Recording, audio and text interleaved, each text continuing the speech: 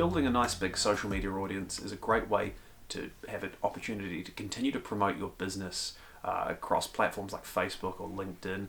But one thing you do need to be wary of is that these audiences you build on any social media platform or any third-party platform for that matter, they're not really yours. Now, what I mean by that is that you can build up the biggest Facebook page following, a huge audience on LinkedIn, you get tons of subscribers on YouTube, and all it takes is, potentially one relatively minor infraction, at least from your perspective, to have your account banned and that audience lost, potentially forever.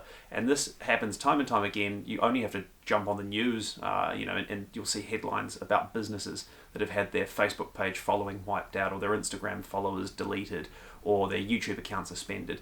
Wherever you are basically playing on someone else's platform, there is always a risk. So one thing that's really important to do is, as you build your Facebook following, as you build your LinkedIn following, whatever social media platforms you're active on, always be looking for opportunities to move people across to your own systems that you control a bit better. So one of the best examples of this is building up an email list. Now, you can still be blocked from platforms like MailChimp or HubSpot or ActiveCampaign when it comes to sending, but basically the email list itself is something that pretty much belongs to you and your business.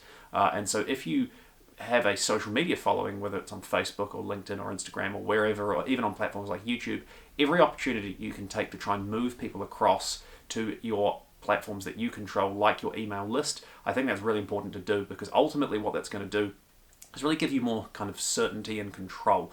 So if Facebook wakes up tomorrow and decides it doesn't like your Facebook page because you made a political post by mistake and someone complains about it, well, if you lose your Facebook following, it's still going to be pretty unpleasant. It's still going to be damaging for your business. But if you've managed to pick up some of that audience and, say, transfer them over to your email list, the damage is going to be at least mitigated. So this is not a kind of silver bullet, but this is a kind of damage control and mitigation opportunity that you need to consider pursuing. So definitely have a look at where you can basically port people over from your social media profiles into things like your email list. If you've got like a members only section on your website, for example, that people could sign up to, that's another opportunity. Basically wherever you can grab their data and store it outside of a social media platform or any kind of third-party platform like YouTube, where there is a risk that you fall foul of the terms of service and then wind up losing your profile, losing your followers, and kind of losing all that progress you've made. If you're not sure how to do this, please feel free to send me a message. You can email me on info@samfrost.co.nz.